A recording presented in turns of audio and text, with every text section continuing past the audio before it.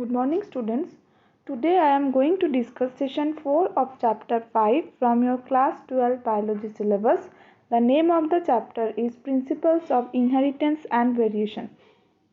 Already I have completed 3 sessions of chapter 5, and from these 3 sessions we came to know about genetics, different terminologies of genetics, Mendel's monohybrid experiment and its derived law, Mendel's dihybrid cross and experiment and its derived law, multiple allelism, incomplete dominance, and the pleiotropy and polygenic traits. In this session, we will discuss the chromosomal theory of inheritance and the sex determination process. Before starting the today's session, I must say one thing, that this chapter is quite difficult chapter and quite interesting chapter also. So please go through each and every videos properly. Please go through thoroughly each and every videos. Otherwise you will face problem during the time of your exam, because so many tricky questions may come from this chapter in your NEET exam and your school exam also. And I hope all the 3 videos will help you a lot for your better understanding and easy memorization. So let's start the today's session. Today we are going to discuss the first thing is the chromosomal theory of inheritance. So first you should know what is the basic meaning of this thing, chromosomal theory of inheritance. So actually this is proposed independently by Walter Sutton and the Theodore Boveri in the year of 1902. They united the knowledge of chromosomal segregation with the Mendelian principles actually, and it's called the chromosomal theory of inheritance. So what is the meaning of this? That they work out the chromosome movement during the meiosis, because we all know that during the segregation of the chromosome the meiosis process takes place. So in this time, how chromosome moves during the time of the meiosis process, during the time of the segregation, all those things actually proposed by these 2 scientists. The movement behavior of chromosomes were parallel to the behavior of genes. The chromosome movement is used to explain the Mendel's law, because through this Mendel's law we already came to know how chromosome move, how allelic pair moves. Okay, so the movement behavior of the chromosomes was parallel to the behavior of genes. Next thing is the knowledge of chromosomal segregation with Mendelian principle is called the chromosomal theory of inheritance. According to this thing, the chromosome and genes are present in pairs in diploid cells. I think all of you know that all the cells are diploid cell, only the gametic cells are the haploid cell, only the sperm and ovum is the haploid cell. So homologous chromosomes separate during the gamete formation. So what is the meaning of the homologous chromosome? I think all of you know that already. This term is quite familiar to all of you, because all those things you have studied in your class 11 standard. Homologous chromosome means the chromosome present within the same locus. Okay, so that's called the homologous chromosome. It's actually separate during the gamete formation. Fertilizations restore the chromosomes number to the diploid condition. So this is the basic thing. So when the homologous chromosome actually synapse during the time of the meiosis, this synapsis process takes place actually the prophase 1 of the meiosis 1. Okay, so it's actually gets separated to pass into the different cell. So this is the basis for segregation and the independent assortment.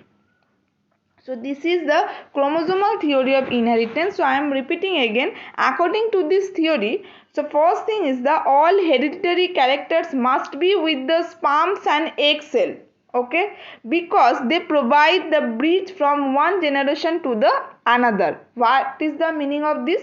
That this sperms and egg cell is the main gametic cell, and through this gametic cell all those gene DNA actually pass generation after generation from parents to offspring. So you can say in this way that these sperms and egg cell, these 2 gametic cell actually provide the bridge from one generation to the other. Next thing is that the next point of this chromosomal theory is that these hereditary factors must be carried by the nuclear material.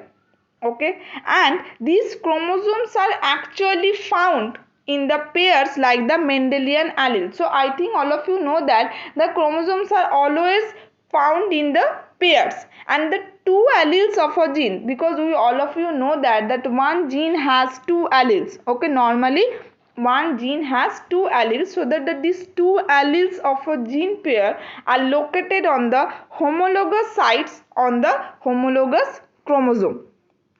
The next thing, when the sperms and eggs have the haploid sets of the chromosome. Okay, so in the formation of the spermatogenesis and oogenesis, at the time after the completing these two process, the sperms and eggs become haploid number of chromosome. So when the sperms and eggs have haploid sets of chromosome, what happen is actually fused to re-establish the diploid state. So it's the formation of the zygote. When the sperm and egg actually conjugate together, fuse together, then it forms the zygote, and this zygote is the diploid in nature.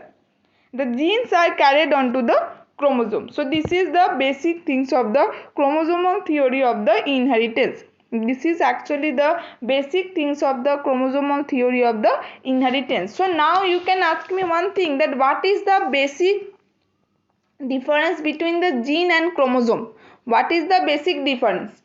So first thing is the actually chromosome occur in pairs. Normally chromosome occurs in pairs, but the genes are also occur in pairs. And the next thing is the chromosome, when the one pair segregates independently of the other pair, but in the case of the gene, what happens?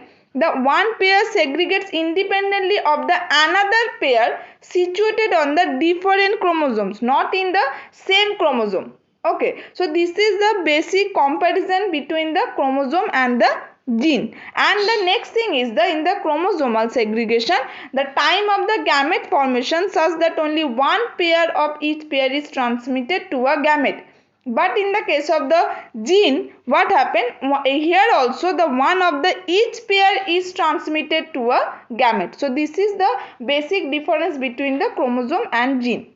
Next thing is the experimental verification of the chromosomal theory of inheritance. So this slide actually contains the experimental verification of the chromosomal theory of the inheritance. So what happened? Actually, this experiment actually was done by the Morgan. The full name of the scientist is the Thomas Hunt Morgan and his colleagues. Okay, so actually these scientists and his colleagues conducted experimental verification of the chromosomal theory of the inheritance, and these Morgan actually worked with the tiny fruit flies, the Drosophila melanogaster. Okay, so this is the basic things of the experiment, and that's why this Drosophila is also called the Cinderella of genetics. Okay, so this scientist Morgan worked with the tiny fruit flies, the Drosophila melanogaster. This is the picture of the Drosophila. The common name is the fruit fly. The common name of the Drosophila is the fruit fly. Normally he observed that the two genes under consideration in his experiments did not segregate independently, as in the case of the characters studied by the Mendel, because Mendel always told that the genes always segregate independently, but Morgan actually discovered that in some time in under some consideration it's Actually, the Morgan selected Drosophila because it's suitable for the genetical studies. Okay, now you can ask me one thing, that ma'am, why Mendel and Morgan actually selected Drosophila? Because of his experiment. So because in the same thing is happened in the Mendel's experiment also, the Mendel selected pea plant for some reason. So here also Morgan and his colleagues selected Drosophila because of some reason. So first thing is that it's suitable for the genetical studies. Okay, next thing is it grown on simply synthetic medium in the laboratory. Third one, they complete their life cycle in about 2 weeks. Okay. Fourth one, a single mating could produce a large number of progeny flies. And the fifth one, the clear differentiation of the male and female flies and the many types of the hereditary variations can be seen with low power microscope also. Okay, so for that all those reason Morgan selected fruit fly, the Drosophila melanogaster, for his experiments. Okay, so normally it is actually this experiment led to discovering the basis of the variation that are produced during the sexual reproduction. So when the Mendel experimented, when the Mendel discovered that all the alleles segregate independently, so that time actually Morgan experimented and said that under certain consideration, under some consideration, it actually did not segregate independently as in the some characteristics studied by the Mendels. Okay, so this is the basic things of the Morgan studies. Next thing is the sex determination process. Next slide contains the sex determination process. So first you should know what is the meaning of the sex determination. First you should know what is the meaning of the sex determination process. So actually what is the definition or how we will define the sex determination process. So this is the actually the establishment of the sex through differential development in an individual at the time of the zygote formation. So this is called the sex determination process. Scientist Henking in the year of 1891 first traced specific nuclear structure during the spermatogenesis of some insect.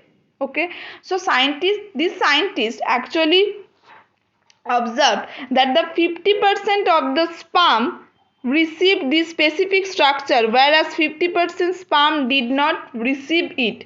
He named this structure actually the X body. He gave this term, this structure is X body. Okay, scientists further explained that this X body was a chromosome and called its X chromosome. So this is the basis of the sex determination. I am repeating again, scientist Henking actually traced a specific nuclear structure all through the spermatogenesis in few insects body. Okay, and after experiment actually he discovered that 50% of the sperm received this specific structure after spermatogenesis, but this 50%, the rest of the 50% actually did not receive any kinds of specific structure during the spermatogenesis or after the spermatogenesis. So he named this structure as the X body. And normally scientists further explained that this X body was a chromosome and called it the X chromosome. Okay, so this is the basis of the sex determination process. So the chromosomal theory. So what's the chromosomal theory of the sex determination process? The chromosomal theory of the sex determination actually worked out by the Wilson and Stevens in the year of 1902 to 1905. So they named XY chromosome as the allosome or sex chromosome, and the other chromosome which have no relation with the sex chromosome and contain genes which determine the somatic characteristics, that's called the autosome. So in our chromosome actually we can divide our 46 chromosome into two types. The first one is the allosome and the second one is the autosome. Allosome is the sex chromosome. So we have 2 sex chromosome and 44 allosome. What is the basic function of the allosome? The basic function of the allosome is to determine the somatic characteristics. To determine the somatic characteristics, that's called the allosome. And what is the basic function of the allosome? What is the basic function of the sex chromosome? That to determine the sexual characteristics. And what is the basic function of the autosome? To determine the somatic characteristics. Okay, so thus on the basis of the type of the allosome we can divide these things, the homogametic and the heterogametic. Okay, the first thing is the homogametic and the second one is the heterogametic. So I am starting this thing. The first thing is the homogametic. This is the homogametic and the next one is the heterogametic. Okay, homo means the same and the hetero means the different. Hetero means the different. So this is the basic things of the homogametic and the heterogametic chromosome. So this is the first type of the XX exotype. Okay, what happened in this case, that these kinds of sex determination is happened in the grasshopper. These kinds of the sex determination is happened in the grasshopper, and this grasshopper actually contains 12 pairs or 24 chromosome. Okay, so this male has only 23 chromosome. So all egg bears only X chromosome along with the autosome. Some sperms bear one X chromosome and 50% do not. Okay, so egg fertilized with the sperm having X chromosome become the female. 22 plus X, this 22 is the autosome. Okay, and this XX is the allosome, and egg fertilized with the sperm without X chromosome become the 22 plus XO. Okay, so what is the meaning of this? That only one X chromosome is missing. So this is the XX exotype. Next thing is the XXXY type. So this sex determination is actually available in the insect and the mammals. Okay, so in this type what happened, both male and female has same number of chromosome, and the next thing, female has autosome and a pair of X chromosome like us. Okay, so we have 46 chromosome. Within 46 chromosome, 44 is the autosome and the 2 is the sex chromosome. Okay, so this 44 autosome is fixed in the female and male body both. So female when has the autosome and the pair of X chromosome. Okay, so that means the AA plus XX. AA means the autosome. Okay, and when the male has autosome and one large X chromosome and one very small Y chromosome, that's called the AA plus XY. So it leads to the male.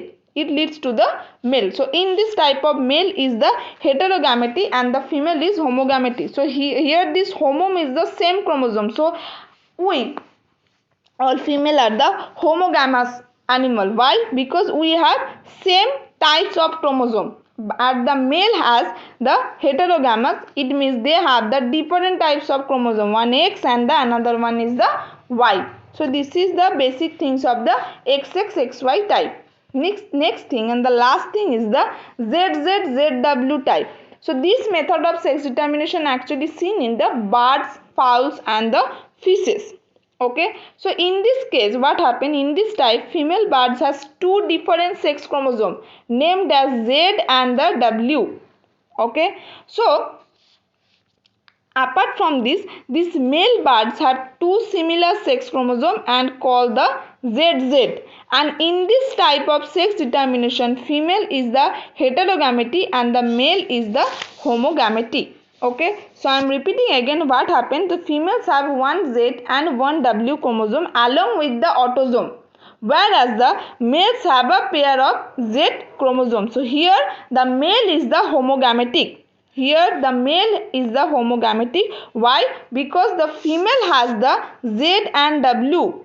Female has the Z and W. Clear? But the male has the what? The male has only the Z chromosome. So that's why they have the ZZ chromosome. So that's why they are the homogametic. But the females is the heterogametic. And the last one is the ZZZO type is there.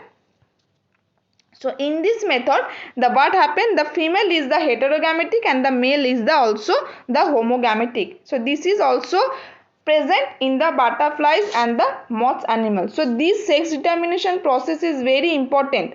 I am saying this sex determination process is very important for your exam. So please go through it properly. Okay, and if you have any queries, ask me immediately. So from this session we came to know the first thing is the chromosomal theory of inheritance, the experimental views, the experimental observation, why scientists picked the Drosophila for his experiment, and what is his actually their observation and the sex determination process. Okay, so this is the today's class. In our next class we will discuss another topic, a new topic, and till then goodbye. Please go through each and every videos properly, and if you have any queries, ask me immediately. Thank you. Bye.